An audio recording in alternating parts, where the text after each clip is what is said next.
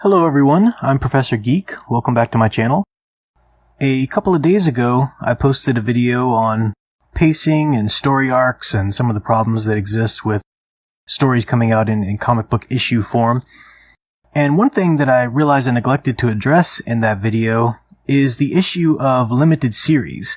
So, special events that'll come out, and they're usually capped at 12 issues, sometimes 6, because we've had quite a few lately, and some good and some bad, and I thought I would talk about some of the things that make the good ones good, and some of the things that make the bad ones, unfortunately. I've got two examples, two good and two bad, so I'll start with one of the ones that was quite disappointing to me, because I'm really curious to see if anybody else has followed this one issue to issue and has the same experience as I did.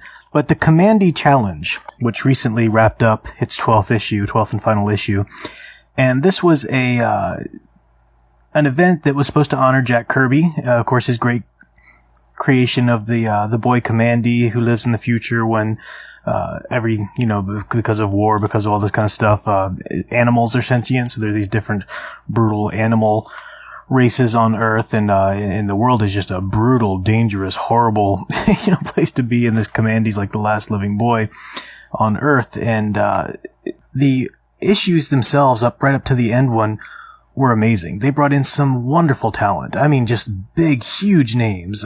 Steve Rude. They brought in Jose Luis Garcia Lopez, and the who's who of greats, and a couple clinkers who just kind of made their way in because they were editors, Dan Didio.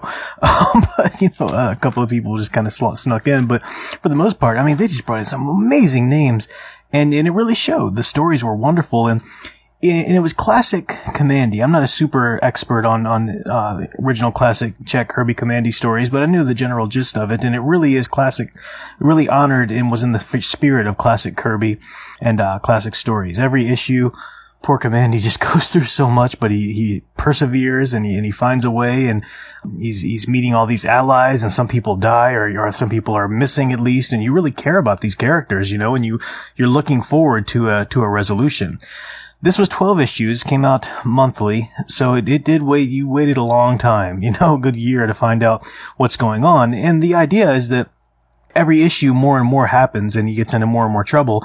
But the idea was that, okay, what's going to be resolved? He's got a clear mission that he's on.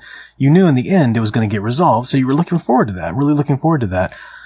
Well, the problem is, and this is going to be a spoiler for anybody who wants to experience this on their own, although really I'm kind of saving you a lot of trouble and heartache and frustration if you did. The last issue, written by Gail Simone, and that story's great. That story kind of moves along. But then the last part of that issue is a small story written by Paul Levitz and Jose Luis Garcia Lopez, and the art's beautiful. And the story's okay. The story's a good little neat idea of a story, but you can tell that this is what they started with. This is what they started this whole run with, was this idea. It's a very metafiction piece. Jack Kirby comes in and reveals himself as Kamandi's father, so to speak, because he's the creator. And, is talking to his character and asking his character what he wants. And that's a cool idea, kind of getting an idea, as a writer myself, I know that you have to kind of get an idea of what your character, what are their motives, what are their dreams, what do they want. And in the end, Kamandi just kind of wants to reset everything and goes back to being a boy at his home, living with his grandmother and all that kind of stuff, our parents there and everything. So none of it happened. None of the trials, none of the deaths, none of the meeting of all these different people, none of that happened in the end. Now, that's a cool idea for like a one-shot little story that honors Jack Kirby, because it brings him in as an interesting metafiction type approach to that story. But that's a horrible, awful, terrible way to end a 12-issue story arc. I don't know why no one saw this. None of the editors spoke up and said, hey, this is a problem. This is bad editing. This is where the blame here falls, because they had this great idea and they said, okay, this is going to be our ending. And then they invited all these great, talented people to write the issues leading up to this. Well, the problem is those issues are far more interesting and far greater and surpass whatever little spark of cool interest or whatever this last metafiction idea had. And that's a real problem in the editing. Editors need to be better about understanding the experience of the reader and not just latching on to an idea and bullying ahead with that idea. That was kind of what gave us the New 52 and a lot of the head down perseverance they did until the sales were just ran into the ground. So, Yeah, editing is a real problem today. I'd say even more than a lot of the writing. So the run was just really disappointing. I would just give anything to have that last story be erased from existence and actually get a decent story that really honors all of the stuff that Kamandi went through and really kind of brings some sense of closure to those adventures and shows us, him reunited with some of his allies and everything. That would have been wonderful. But, I just honestly, I was angry that I'd already spent the money on 12 issues by the time I read this last one. I just, I pulled them out of my box, didn't even want to place it with my other comics. I was that pissed off about it. But, I'm sure you've had experiences like that too with stories out there. So that was a bad idea. That was a bad way of approaching these limited series. Let me go to a good way now. I'm going to move on to the series that just recently wrapped up, which is the Nightwing, The New Order.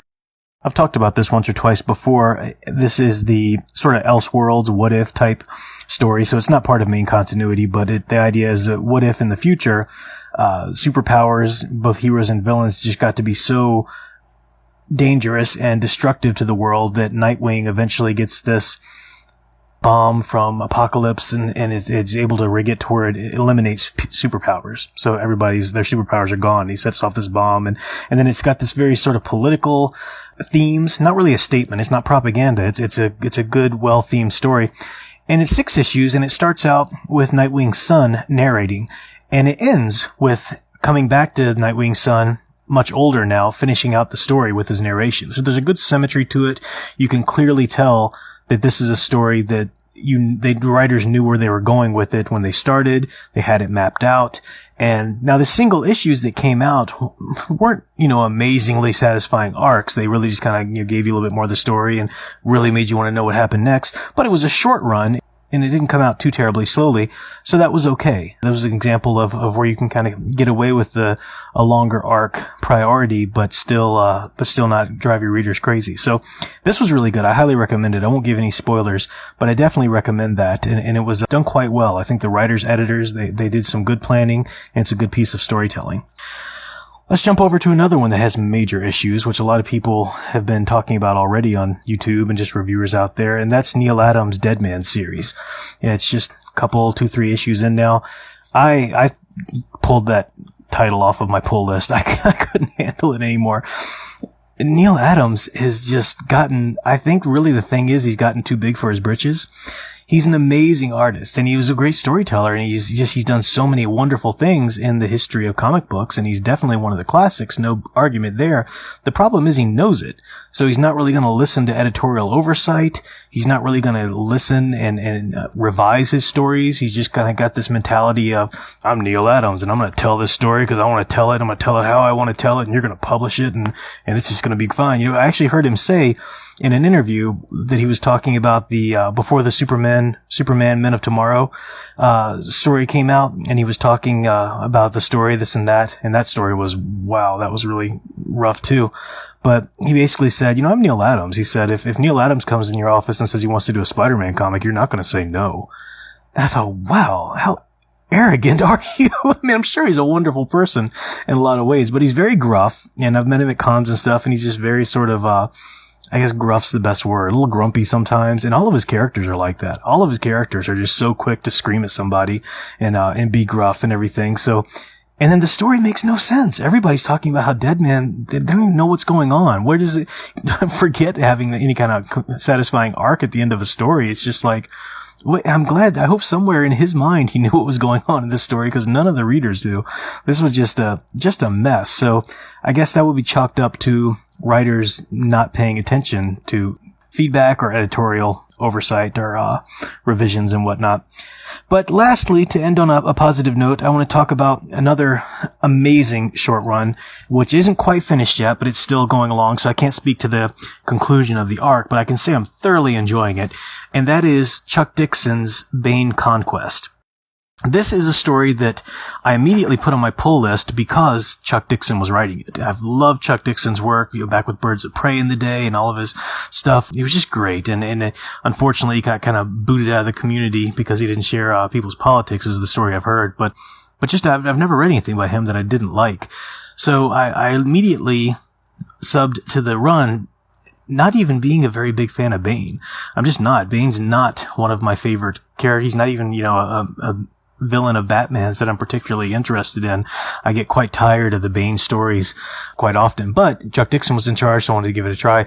And Chuck Dixon actually has made me interested in Bane, the way he tells the story and the way he gives Bane's motivations and follows, and just a really great story. And this is an example of how to do those little mini arcs issue to issue, to where you do feel like you've got a satisfying ending to that chapter of the story. Like I said, things aren't wrapped up. There's still more to come, and it leaves some mysteries, and you want to know what happens next, and that's good. That's a method of good long-form storytelling. But it really satisfies you issue to issue, and you do feel like there's good progress being made. So I highly recommend that, Bane Conquest. It's not completely finished yet. It shouldn't be too hard to find the back issues. That's just been a lot of fun, and there's a lot of great guest stars too. First Batman shows up, and then Catwoman and some different people, and he really gets you interested in Bane's team, even Bird and Zombie and all these characters that are with Bane. Just characters and people that I never thought I'd be interested in hearing their stories, but it's actually quite well done. So definitely recommend that. Recommend the Nightwing, the New Order, and Bane Conquest. I'd like to know what you think of these titles if you've read them, or if not, what you think of some of the other standalone event series. I understand that Swamp Thing is starting up this month, I think. Marv Wolfman just put out the first issue of a Raven limited series, which was quite good, really good. Dialogue was a little wonky here or there. I don't know. I hope maybe he's just kind of finding his footing with it. Some of the young people were not speaking as young people speak, but that can be kind of common when you have some older gentlemen writing comic books. But the general story and the setup was quite good. And of course, Marv Wolfman and George Perez are the iconic Teen Titan storytellers. So it's nice to have this character in his hands again. I look forward to where that's going. So yeah, let me know what limited runs you're interested in or what you've been reading, what you think of these if you've read them before. And also let me know, there's been a lot of interest recently in my video that I did a while back on Superman's trunks and why he needs to have the trunks, and it was a logical argument laid out. Of course, that's in the media again now because they're returning his trunks, thankfully, in Action Comics 1000. But I've also had a lot of interest in the Wonder Woman analysis videos I've done, and I was considering maybe doing a video eventually, maybe next week sometime, of Wonder Woman's costume, why the classic Wonder Woman costume is the most iconic, why it is the most loaded symbolically, and it's the most significant, and it serves her better than any other version of costumes they've given her, including the current one. If there's interest in that, I'd be happy to do that. That'd be a lot of fun. I'd need to set all my ideas down, but let me know if that's something you're interested in hearing about. And until next time, keep enjoying and digging deeper into the superhero stories you love. Thanks for watching.